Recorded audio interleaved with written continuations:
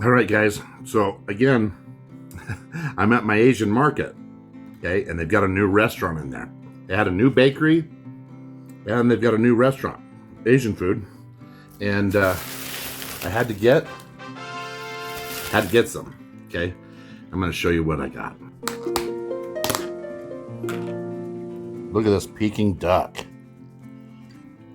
Oh my gosh! Sorry, I'm getting all gross with my fingers, but this stuff, so good. Serving in a rice bowl, $13. Look at that. It's just amazing. I used to make like a dozen of these a day.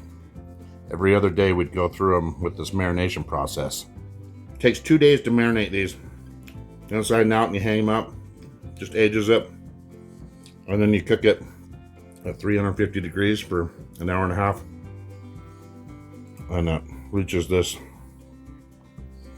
amazing flavor, like unreal. Let me know if you want me to film it and show you how to make it.